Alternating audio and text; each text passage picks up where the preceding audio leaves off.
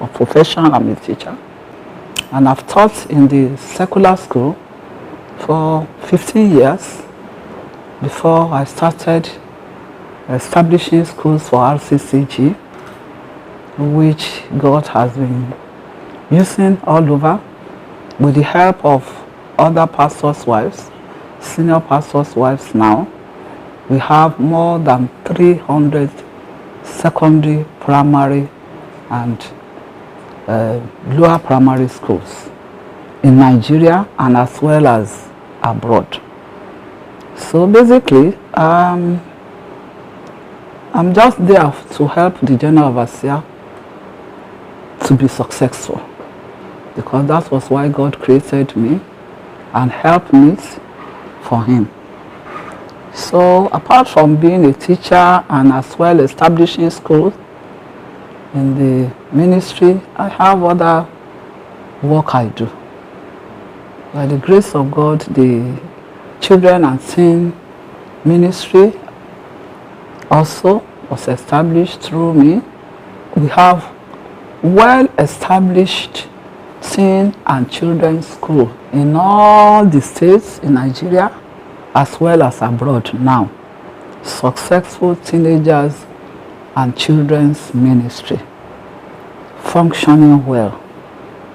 And we have coordinators and teachers well over 10,000, because it's a lot of work. And apart from that, hospitality arm of the ministry, receiving visitors, making sure that they are well fed and well taken care during the major programs, conventions, special legal services, congress. By the grace of God, God used me to establish it. And today, God has expanded us, and we have a lot of people helping. Even those who are taking care of our little houses for hospitality alone, they are well over 700. So that you can know the kind of things we are doing. The beauty of it was that we had a problem with one of our children, the third child, and we were looking for healing for her. So one of his uncle was the one who brought us to Butemeta. He said, oh, we heard about a church at Butemeta, miracles are happening there. He brought us, about 17 of us together with himself, and we came there. And when we got there, they were preaching salvation. We didn't answer them. We are here for healing for our daughter. But one day, one of the pastors said, if you are healed and your problems are solved and you don't give your life to Christ, your soul will be lost and you will go into hellfire at the end of the day. We look at ourselves. We ran to the altar to give our lives. So it's the two of us who gave our lives. And in those days, the way the gospel is preached is total commitment. And most especially those of us who came with problem. We want our problem to be solved. So we don't have any other thing to do than to say, if this is the place where the problem is going to be solved, we give it all. So that was it. So when they now said the founder of the church now puts it down that he's going to be the person who is going to come after him, it wasn't pleasant to my own hearing. I worked for 2 weeks because we ran away from Lagos to live in Ilorin. Now when the news came, we have to come back to Lagos. Everybody knows that Ilorin's life is very simple when you compare it with Lagos. All the hustles and bus. I said, so we are going back to that Lagos again. That one is another headache. But for better, for worse. And they told me I can't come back because I have decided to marry him. So I have to be wherever he is. The only thing they objected to, at least those who were in the house then, was that you wanted to go and marry somebody from the village. You left the whole of this town, and they knew all my suitors who have been coming. He himself, he knew them. So you left them, you wanted to go and marry somebody from a village. And stupid me, I don't even know the place. I've never been to Ifewara before. But all my life, I don't want anything that is lousy. I don't want noise. I don't want popularity. I want to have a quiet life. That's why I decided to have him. I said somebody who is not known. Because all those people who have been coming. A lawyer, I'm sorry, I don't want to marry a lawyer. I've decided I don't want to marry a lawyer. I don't want to marry anybody in the force. I don't want to marry anybody who is from royal family, because I know it's a busy place. I don't want to marry those who are known, popular. So I decided anybody who has no name is the person I'm going to marry. So everybody in the house, they were against me. Finally, my daddy said, she won't come back here. Leave her, let her go to wherever she said whoever she wanted.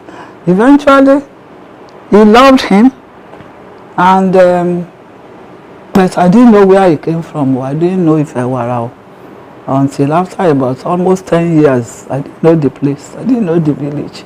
He doesn't like anything that is sinful. Sin is not in his. That is one of the attributes he has. I wanted somebody who is straightforward, who will not lie and be boastful. He will not say he has 10 trousers when he has only 2. So he doesn't like sin right from the beginning. Every woman loves fashion. But for example, I'd already made a set of gold and all kind of things for my child who was under 2 years before we became born again.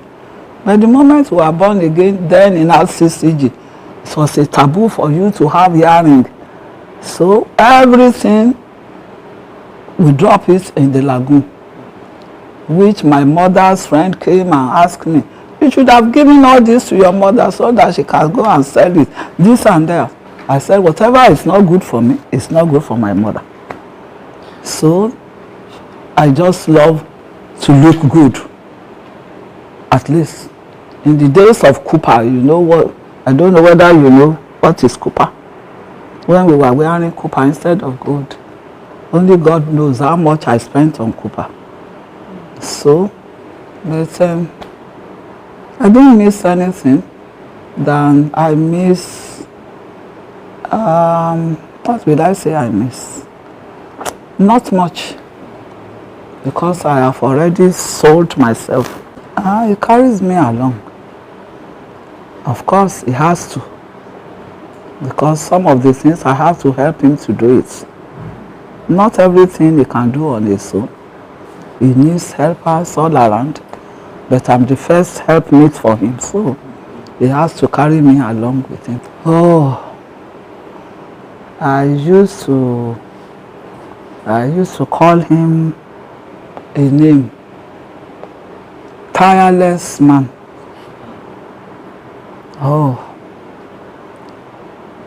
it's always on the go, on the move. So that is distinct, and whatever he wants to do, if he wants to build a whole house in 1 week, he will do it. Oh, he has done it on this camp. He will only employ more than necessary for a day. By the time you know it, a whole house is standing. So, stubborn achiever. That's the name I always give to him. He's a stubborn achiever. I'm very happy to see all of you. And I'm praying that in the mighty name of Jesus, next year you'll be much more. Lift up your hands now as I want to bless you. My Father, my God, I want to thank you from the bottom of my heart for all these your children, for their parents, for their teachers, for everyone looking after these children. Father, let it be well with them. I don't know. It's all over. Children of Muslims all over, they are here. Not only Redeem alone, all over. They will tell you, Mommy Gio is our mommy, everybody. So they are here, and we don't drive anybody away. As long as they come and they hear the word, that is our target. We want Christ to reign in the life of everyone and to reign in every home. Because Christ makes the difference in our life. And we want everybody to have such experience. That's why.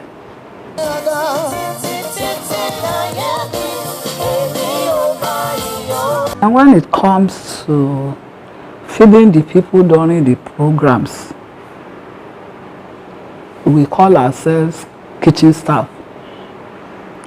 While we were still cooking with firewood, I was in their midst. I started it by the grace of God for 20 years.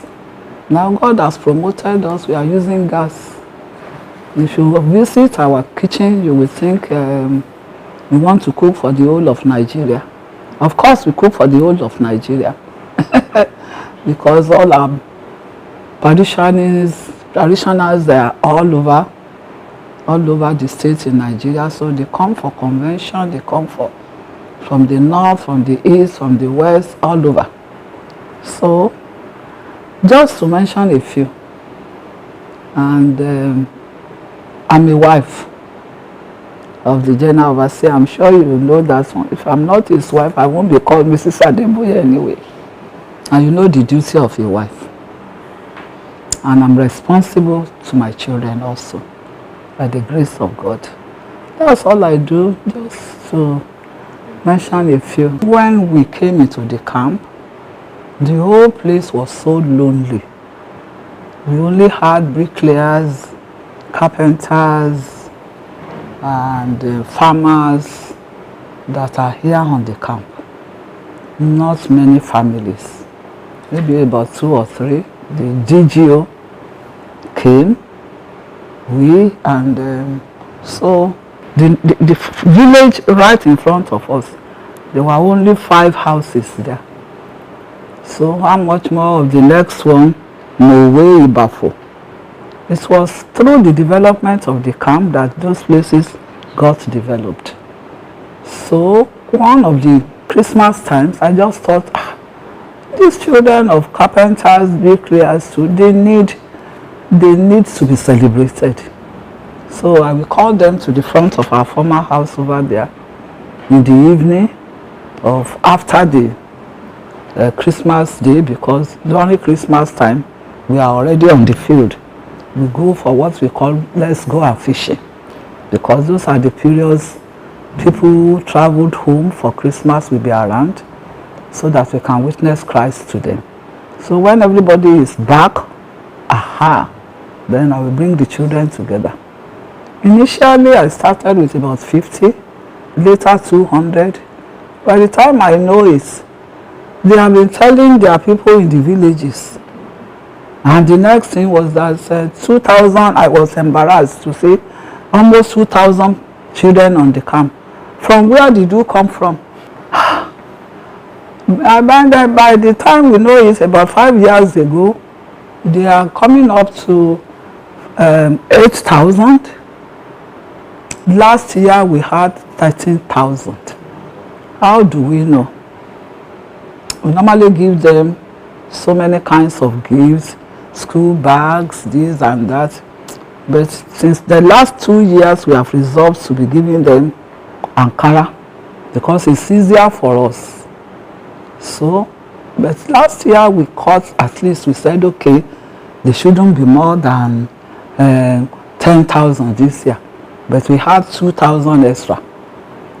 And the 12,000 finished. So this year now we prepared for 15,000. But we hosted 20-something thousand children today. When I came into the field, I was like, what am I going to do? What am I going to do? Because the children outside are more than the ones that are already inside. No more seats. So we started cooking for extra 5,000 children and looking for what we are going to give to them. So it's my joy. It's my joy. If you see me in the past, I will be in their midst, we will be dancing, they will be pulling me here and there. But today I was overwhelmed. I kept quiet. I was just praying. God, see me through today. Let these children arrive back home safely. So that's why I kept quiet today on the field there. So it's our joy to host them. And you can see the response of the children when they said they should do the shout outs. One specifically came and met me on the table. A girl, like a small girl, about 8 years. And the mother was with her. She started praying. Praying for almost 10 minutes. This girl. So we are happy to have them. Some from Ogbomoso. For what? Osogbo, Ibadan, Oyo, Shagamu, where is it? Badagry, Ota. Abeokuta is even closer. So, but we are happy. For the other pastors' wives, I will advise them that they should help their husbands spiritually, physically, and morally. They should not push their husband to what he should not do. They should help their husband to keep the doctrine of the Lord Jesus Christ and to stay in it. And for other women, women are supposed to be helpmates. That was why God created them. Then they should take care of their children. Our children are becoming so wayward in Nigeria, too much. And it's because the mother permitted them. The men are not always around. But mothers are important. They should stay where they can help these children out. Some of them, they can't help themselves. The world is so much polluted that the children, they don't have their mind now. The mind they have now is from the internet, the Google, the things they see. So they need somebody to reshape their lives. And that will be their mother. For the people outside, I have a lot of messages. To the children, one of them has been preached today. Because I told the preacher he should preach on obedience. Because obedience is the major factor to every success anybody can have in life. So I will tell the children they should obey. They should obey God and they should fear God. And obey their parents so that they can receive the right counsel, they can receive, their life can be channeled to their destiny in life. And to the youth, life is not a bed of roses. They are too much in haste. A professor who studied for 30 years and had probably one house finally, a car at the end of the day, this and that. The youths who have not even finished the university education, they wanted a car, they wanted a house, they wanted so many things. They should be patient. That's my advice. And they are the ones who need God more than anybody else. The New Year message for Nigeria is the message of peace. We are all praying that Nigerians should continue to pray for peace. And they too, they should work out peace. Let husbands be at peace with their wives in the house. Let the bosses in the office be at peace with their workers in the office. And let those who are in the government do things that will bring peace to the people. There is too much of suffering. People are not happy. They are not happy. We in the church, we are suffering because of what is happening economically. Everybody's problem and burden is on the church now. If you see what happened at our gates every day, letters, people will stay there, they won't go. They have not eaten since yesterday. They have not eaten since 5 days ago. Children are at home, no school. So the government should do something for for the peace of this nation,